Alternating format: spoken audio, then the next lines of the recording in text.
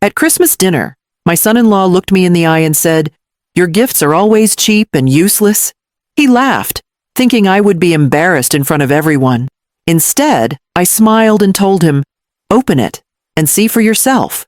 What happened next silenced the whole table.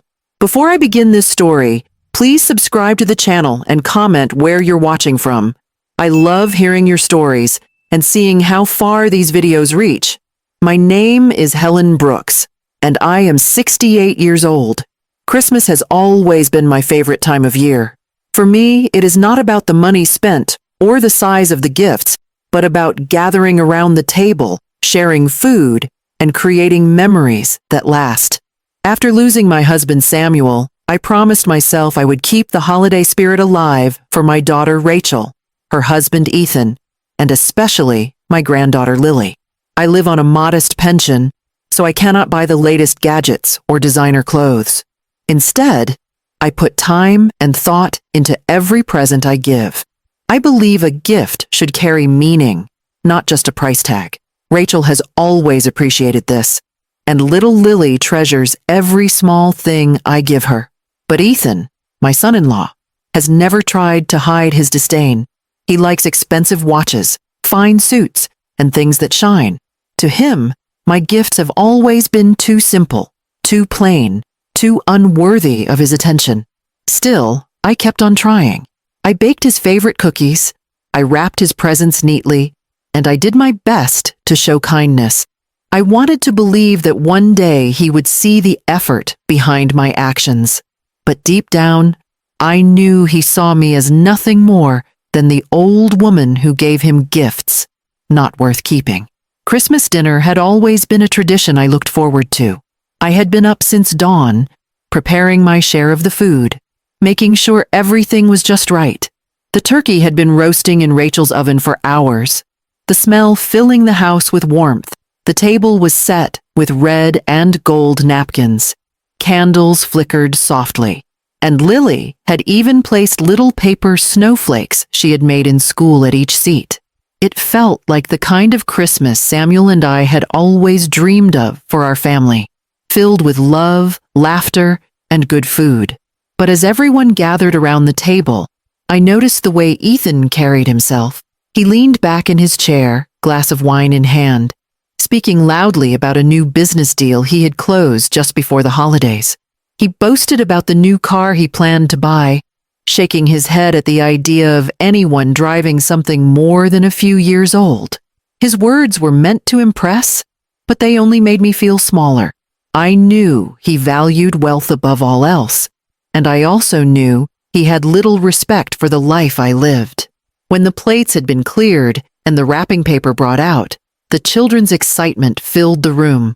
Lily jumped with joy as she handed out gifts, her eyes shining. I passed Rachel a soft scarf, had knitted in her favorite shade of blue.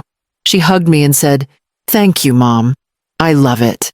Her voice was warm, and that meant more to me than anything.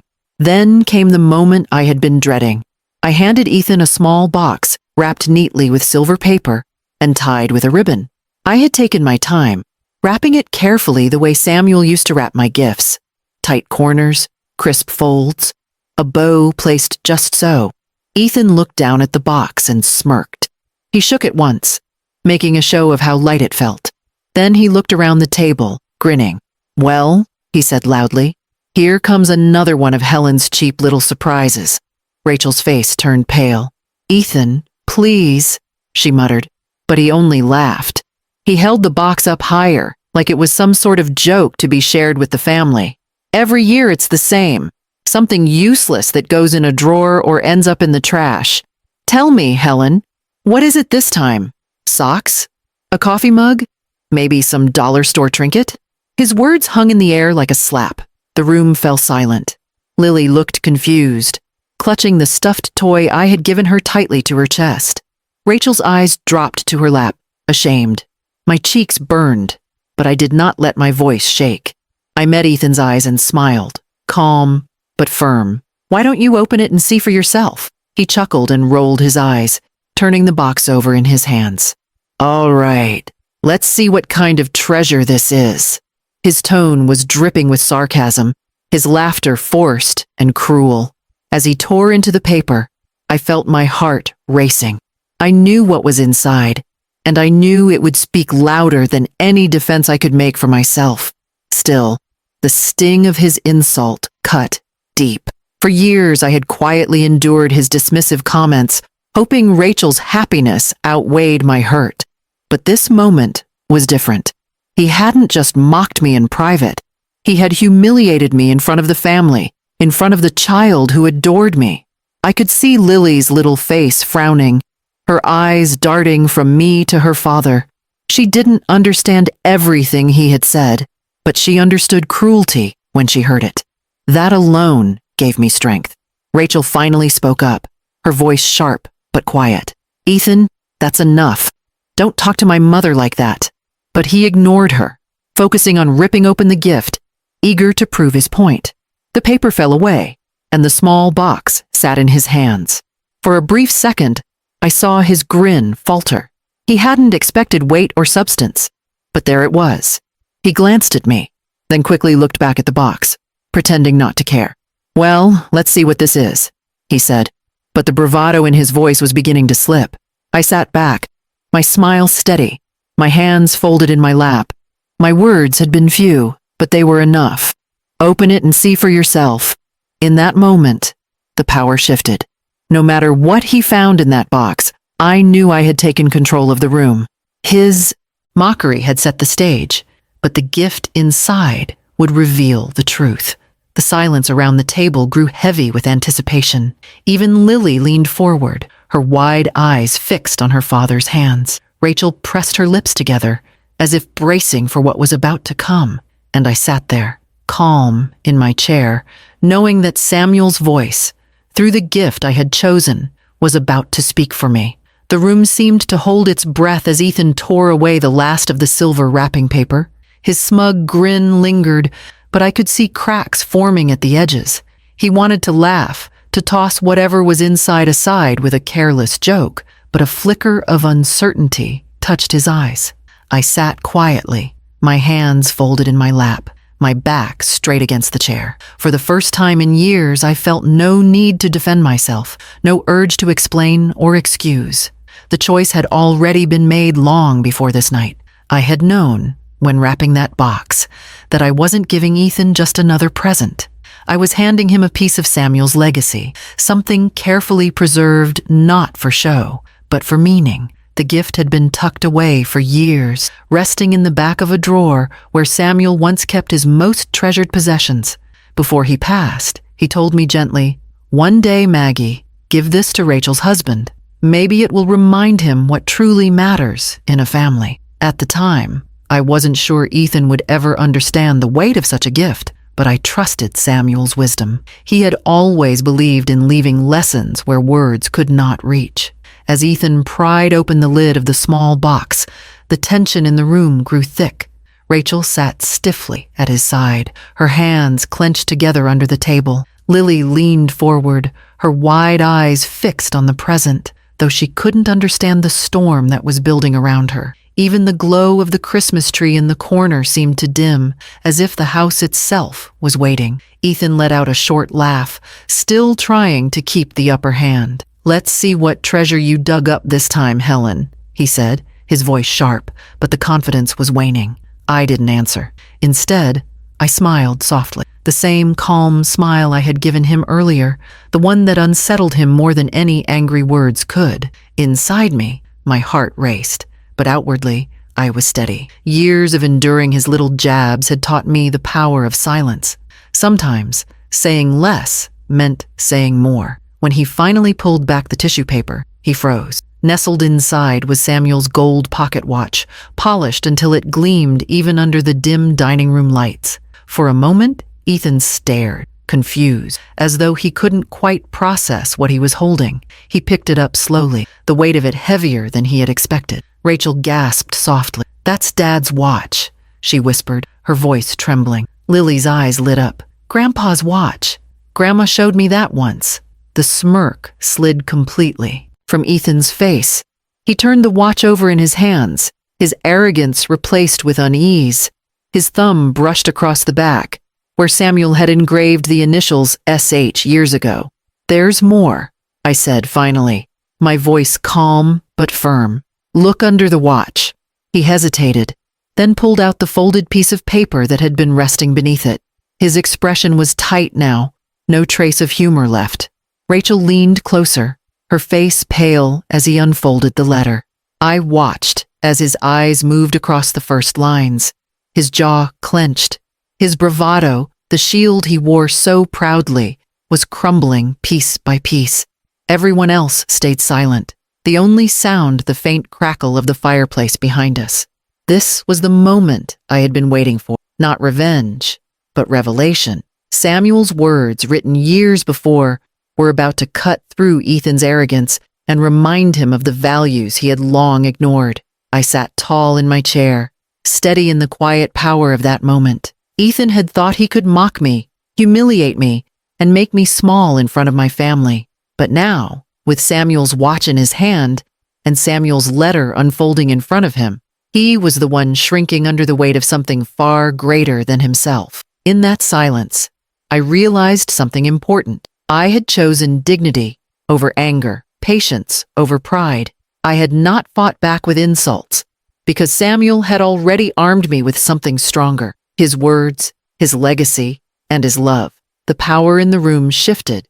It was no longer Ethan's mocking voice that controlled the moment. It was Samuel's memory, alive in the gift I had chosen to give. And as Ethan's lips parted, about to read the letter out loud, I knew the tide of this Christmas dinner had completely turned. Ethan unfolded the letter with a shaky hand, though he tried to mask it with a scoff. He muttered something under his breath about old-fashioned drama, but the room had already shifted. His earlier laughter felt distant now, like a poor act no one believed in anymore. Everyone leaned in, waiting. The letter was written in Samuel's familiar handwriting, slightly uneven from the tremor he had developed in his last years, but still strong. Ethan cleared his throat and began to read aloud, his voice louder than necessary, as if volume could cover the unease growing in him. "To the man my daughter chose to marry," it began. "I give you this pocket watch, not for its gold or for its age, but for what it represents. It belonged to my father before me, and to his father before him. It is not a toy, not a decoration, and not just a way to tell the hour. It is a reminder. Every second it ticks is time you will never get back. Every minute is a chance to choose what kind of man you want to be." Ethan's voice faltered slightly. He glanced at Rachel, then at me, before looking back down at the paper. "When you married my Rachel, you became part of this family. That means more than sharing meals or holidays. It means respect, kindness, and the willingness to put others before yourself. Margaret, my wife, has carried this family on her shoulders in ways many never saw. When I was ill, it was her who worked long nights and early mornings. It was her who kept food on the table and hope in our home. Without her, nothing we built would have survived. If you cannot see her value, then you see nothing at all." The room was silent, except for the sound of Ethan's voice cracking as he read. Rachel covered her mouth with her hand, tears forming in her eyes. Lily sat with her chin resting on her palms, her eyes wide as if she understood that this moment was bigger than all of them. Ethan swallowed hard before continuing. "This watch is yours now, but it is not a prize.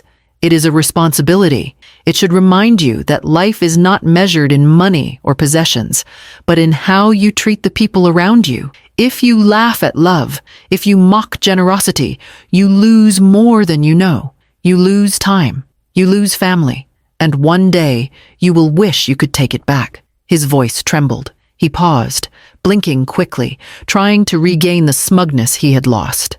But the words on the paper left him no escape. "So take this watch and wear it with humility, and when you look at it, remember that the woman you mock is the reason you have a wife who loves you and a daughter who adores you. Without Margaret, you would not be sitting at this table today. Treat her with the respect she has earned, or this gift will mean nothing." Ethan's voice faded on the last sentence.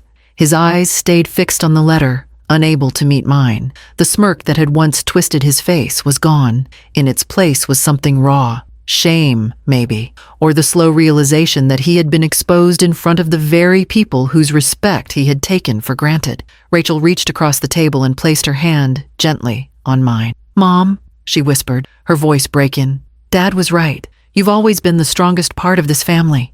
Tears spilled down my cheeks. Though I held myself tall, I didn't speak. Samuel had spoken for me, even years after his passing. He had given me back my voice through his words, and for the first time in a long while, I felt seen, not just as an old woman, not as a burden, but as the foundation of the life we had all shared. Ethan set the letter down slowly, the watch resting in his palm. His shoulders slumped as though a weight he had never recognized before had suddenly pressed down on him. He opened his mouth, then closed it again, the usual quick words failing him. Finally, in a voice barely above a whisper, he muttered, I didn't know." Lily broke the heavy silence. She smiled at me, her young face glowing with sincerity. "Grandma, your gifts are the best. I love them." She climbed onto my lap and hugged me tight, as if sealing the truth in the most innocent way. For the first time all night, I let myself breathe fully. Ethan had tried to humiliate me, to strip away my dignity in front of the family. Instead, he was the one left humbled, his arrogance shattered by the voice of a man he could never measure up to. Samuel had been gone for years, but in that moment, he was sitting at the table with us, protecting me, reminding everyone of the love and strength that had carried us through a lifetime. The climax of that evening wasn't in Ethan's silence or in Rachel's tears. It was in the shift that took place around that table. From that moment on, everyone knew the truth. I wasn't just the old woman with cheap gifts. I was the heart of this family, and Samuel's words had made sure no one would ever forget it again. After Ethan set the letter down, the room stayed quiet. The air felt different, as though the weight of Samuel's words lingered over every one of us. I sat still, with Lily's small arms wrapped around my shoulders, her warmth giving me comfort. Rachel dabbed her eyes with a napkin, and when she finally looked up, I could see the mix of pride, sadness, and relief written all over her face. For years, she had tried to balance her marriage with her loyalty to me, but in that moment, she knew where the truth lay. Ethan remained in his chair, staring at the watch in his hand as though it burned him. His shoulders were no longer pulled back with arrogance. Instead, they slumped forward, weighed down by guilt. He had mocked me, laughed at me, and tried to humiliate me. But Samuel's words had stripped away every excuse. The mirror had been held up to him, and he didn't like what he saw. Dinner resumed eventually, but the energy was quieter, more thoughtful. No one rushed to fill the silence with forced laughter. Rachel encouraged Lily to open the rest of her gifts, and the little girl's squeals of joy softened the heavy mood. She showed me every toy and trinket with delight, and each time she hugged me, I felt my heart heal a little more. Ethan spoke very little for the rest of the evening. When he did, his voice was lower, almost careful, as though he realized words carried more weight than he had ever admitted. At one point, he leaned toward me, his expression stiff, and murmured, "Helen, I shouldn't have said what I did. I was wrong." His apology was clumsy and half-formed, but it was the first time I had heard such humility from him. I looked at him calmly and replied, "Respect is shown not in words, Ethan, but in how you act from here on." Then I turned back to Lily, who was proudly showing me her drawing of the family. In it, she had drawn me at the center, holding hands with her and Rachel. My eyes filled with tears again, not from sadness this time, but from the reminder that the love of a child holds more truth than all the wealth in the world. When the night came to an end, Rachel walked me to the door. She held my hands tightly and whispered, "Mom, thank you for everything. I'm sorry for not standing up more before. Dad was right. This family wouldn't exist without you." Her voice cracked, but it carried honesty, and I knew she meant every word. The drive home was quiet, the streets lined with twinkling Christmas lights. I replayed the evening in my mind, the humiliation Ethan had tried to cause, the strength I had found in silence, and the power Samuel's letter had carried into that room. I realized then that the true gift wasn't the watch, nor even the words on the page. The gift was dignity. It was the reminder that I had worth no one could erase, no matter how dismissive or cruel they might try to be.